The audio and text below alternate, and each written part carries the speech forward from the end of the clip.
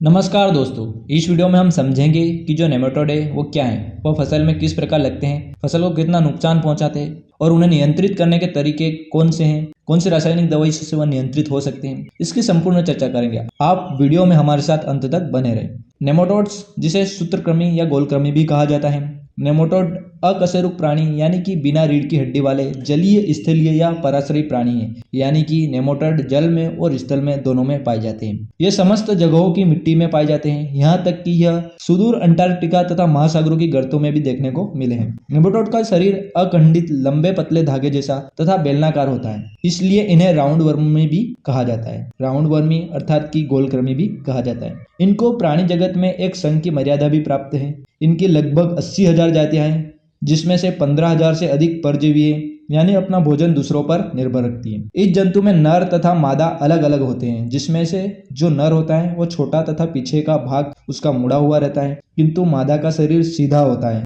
नर का जनन अंग जो होता है वो क्लोएका के पास होता है, जबकि जो मादा है उसका जो जनन अंग होता है वह वल्वा के रूप में बाहर की ओर खुलता है। इनमें रक्त परिवहन तंत्र और श्वसन तंत्र नहीं पाए जाते, इसलिए श्वसन का कार्य विसरण के द्वारा होता है। दोस्तों, यह जानकारी थोड़ी एडवांस लेवल की है, पर इसे समझना जरूरी है, क्योंकि बीमारी रोकने के लिए बीमारी लगने का कारण समझना जरूरी है। तो दोस्तों, थोड़ा बहुत एक्स्ट्रा नॉलेज भी चलता है। दोस्तों, नेमाटोड को हम आंखों से देख नहीं सकते, इन्हें देखने के लिए लेंस की जरूरत पड़ती है। दोस्तों, अब हम समझेंगे कि कैसे नेमाटोड का हम पता कर सकते। दोस्तों, नेमाटोड को हम आंखों से देख नहीं सकते, इन्हें देखने के लिए लेंस की जरूरत पड़ती है। तो अब सवाल उठता है कि हम नेमाटोड को कैसे पहचानें। दोस्तों, नेमाटोड को भारत में सबसे पहले सन 1901 में दक्षिण भारत में देखा गया, पर जब जांच की गई तो यह समस्त भारत की मृदा में पाया गया। नेमाटोड कई प्रकार के होते हैं, जिसमें से कुछ प्रमुख है, जैसे जड़गांठ सूत्रकृमि, रेनिफॉर्म सूत्रकृमि, पुट्टी सूत्रकृमि और सिट्रा सूत्रकृमि। इनमें से जो सबसे हानिकारक नेमाटोड है वह जड़गांठ सूत्रकृमि है,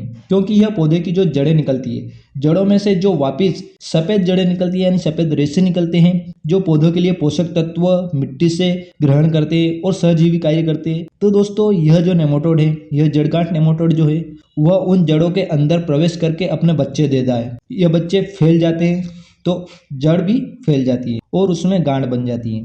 अब जब जड़ में गांठ बन जाती है, जड़ के अंदर कुछ अटक जाता है, तो जो जड़ है वो पोषक तत्व मिट्टी से ग्रहण नहीं कर पाएगी। वो मिट्टी से पानी को कैसे खींचेगी, कोई भी चीज मिट्टी से कैसे खींचेगी, तो इस प्रकार से वो जड़ ब्लॉक हो जाती है, पौधा पोषक तत्वों को ग्रहण नहीं कर पाता है और अंततः वह पौधा पीला पड़कर सूख कर मुरझा जाता है। यदि पौधे में जड़ गांठ बन जाती है तो नेमाटोड हो सकता है, परंतु दोस्तों एक समस्या और है कि जड़ों के आसपास गांठें तो राइजोबियम बैक्टीरिया के कारण भी बनती है। दलहनी फसलों में जो राइजोबियम बैक्टीरिया उसके कारण भी जड़ों में गांठें बनती हैं, और वह गांठें तो फायदेमंद होती है, वह तो फसल के लिए नाइट्रोजन को संचय करके रखती है। तो अब हमारे सामने यह समस्या खड़ी होती है कि नेमाटोड को पहचाने कैसे, क्योंकि जो सूत्रकृमि है यानी कि जो नेमाटोड है उसके लगने से तो पौधों को नुकसान होता है, तो उनको पहचानना भी जरूरी है। तो अब कैसे पता किया जाए कि नेमाटोड लगा है या गांठ में राइजोबियम है। तो दोस्तों, इसके लिए पौधों को उखाड़ने के बाद यदि गांठ जड़ के साइटों में लटकी दिखती है, यानी जड़ से अलग लटकी हुई दिखती हैं और उन्हें तोड़ने पर वह आसानी से टूट जाती हैं, यहाँ तक कि भूमि से पौधा अपन निकालते हैं उखाड़ के, तो उसके साथ भी यदि जड़ें टूट जाती हैं, वो गांठें टूट जाती हैं, तो वह राइजोबियम बैक्टीरिया की है, क्योंकि राइजोबियम की गांठें हल्की रहती है और वह आसानी से टूट जाती हैं। राइजोबियम की बैक्टीरिया की गांठें तोड़ने पर जड़ें नहीं टूटती हैं, जबकि जो नेमाटोड की गांठ रहेगी वह जड़ के अंदर बनी दिखेगी, यानी जड़ का चारों तरफ कवर रहेगा और गांठ उसके अंदर की साइड बनी दिखेगी। जड़ सभी ओर से फूली दिखेगी और वह गांठ तोड़ने पर आसानी से नहीं टूटेगी। यदि आप उसे तोड़ेंगे तो उसके साथ जड़ भी टूटेगी, क्योंकि वो अंदर की ओर बनी हुई रहती है।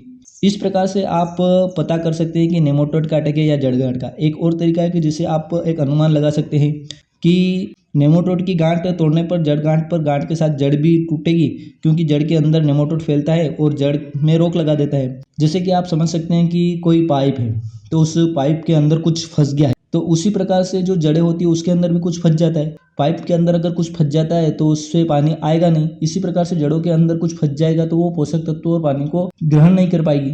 इस प्रकार से आप एक अनुमान लगा सकते हैं कि जड़ के अंदर किस प्रकार से नेमाटोड का अटैक होता है। तो दोस्तों, आप इस प्रकार से फसल को देखिए कि पूरी फसल अच्छी खड़ी है, कहीं कहीं पर पौधे पीले पड़ रहे हैं, सूख रहे हैं, तो उन्हें उखाड़ कर आप परख कर सकते हैं। अब दोस्तों, यह तो हो गई जड़ गांठ नेमाटोड की। अब जो रेनिफॉर्म, पुट्टी और सिट्रा नेमाटोड हैं, वह फसल में इतना नुकसान नहीं पहुंचाते, क्योंकि इनमें से कोई जो है वो पौधे की पत्ती में लगता है, तो कोई फूलों में लगता है और कोई फल में। तो पौधों की जड़ों में नहीं लगता, पौधे की जड़ें सुरक्षित रहती हैं, तो वो पोषक तत्व और पानी तो आराम से ग्रहण कर लेगी। जैसे कि गेहूं में अगर पुट्टी नेमाटोड लगता है तो पत्तियां पीली पड़ जाती हैं, पर फसल फिर भी ज़्यादा नहीं बिगड़ती, तो इसका नुकसान कम है। दोस्तों अब बात कर लेते हैं कि नेमाटोड के फैलने और उससे बचने की क्या विधियां हैं। तो दोस्तों नेमाटोड ज़्यादा चल नहीं पाते, यह अपने पैरों से, जैसे यहाँ नेमाटोड है वहाँ हम गए, अब वह पैरों के साथ चलते चलते दूसरी जगह फैल जाता है। खेत में जुताई करते समय हल से भी फैलता है, पर जुताई करना तो जरूरी है, बिना जुताई करे तो हम खेती कर नहीं सकते। तो दोस्तों इनसे बचने के लिए हमें कुछ तरीके अपनाना चाहिए। जैसे पुराने समय में हमारे दादा परदादा खेत की गहरी जुताई कर कुछ समय के लिए उन्हें खाली छोड़ देते थे, जिससे सॉइल ट्रीटमेंट होता था। धूप के माध्यम से, धूप पड़ने से, टेम्परेचर की वजह से हानिकारक बैक्टीरिया और जीवाणु जंतु नष्ट हो जाते थे, फिर दोबारा वह उसकी जुताई करके छोड़ देते थे। तो इस प्रकार से भी हम नेमाटोड को नियंत्रित कर सकते हैं। खेत की जुताई करके उसे कुछ समय के लिए खाली छोड़ दिया जाए, अच्छे से उसे धूप में पकने दिया जाए, फिर एक बार वो जुताई करके थोड़े समय के लिए छोड़ दिया जाए, जिससे कि सॉइल ट्रीटमेंट होता है, उसमें बैक्टीरिया और जो भी जीवाणु हानिकारक जंतु होते हैं वो नष्ट हो जाते हैं, साथ ही कुछ हानिकारक फंगस भी नष्ट होती हैं। तो इस प्रकार से उसके साथ ही दोस्तों उसमें एक और फ़ायदा यह हो जाता है कि जो हम खेत को खाली छोड़ते हैं तो उसमें जो पोषक तत्व है उनका भंडारण बढ़ जाता है, यानी कि पोषक तत्व अधिक मात्रा में मिट्टी में एकत्रित होने लग जाते हैं। तो इस प्रकार से हमें फ़ायदा यह होता है कि फसल का उत्पादन भी अच्छा मिलता है अगर खेत को खाली छोड़ा जाए कुछ समय के लिए। इसके अलावा खेतों पर ब्लैक प्लास्टिक बिछाकर भी टेम्परेचर बढ़ाकर नेमाटोड को नियंत्रित किया जा सकता है। खाली खेतों को प्लास्टिक से ढक दो, टेम्परेचर बढ़ेगा जिससे नेमाटोड खत्म हो जाएंगे। दोस्तों नेमाटोड को नियंत्रण के लिए बहुत सी रासायनिक दवाइयाँ भी मार्केट में उपलब्ध हैं, जो प्री स्टेज में और नेमाटोड लगने के बाद भी उसे नियंत्रित करती हैं। मैं आपको एक प्रोडक्ट की जानकारी दे देता हूँ, बाकी और आपको बहुत सी नेमाटोड किलर दवाइयाँ मार्केट में मिल जाएगी, बायो के प्रोडक्ट भी बहुत से मिल जाएंगे। तो जैसे कि कोई डॉक्टर बेक्टोज है वो भी नेमाटोड को नियंत्रित करता है। रासायनिक की बात करें तो कार्बोफ्यूरॉन भी कुछ हद तक नेमाटोड को नियंत्रित करता है, और एक बायर का वेलम प्राइम जिसका टेक्निकल फ्लुओपाइरम 34.48% होता है, वह स्पेशली नेमाटोडिसाइड है, नेमाटोड के लिए ही बनाया गया है। तो इसका उपयोग कर भी आप प्री तरीके से और नेमाटोड लगने के बाद भी उसका उपयोग करके नेमाटोड को नियंत्रित कर सकते हैं।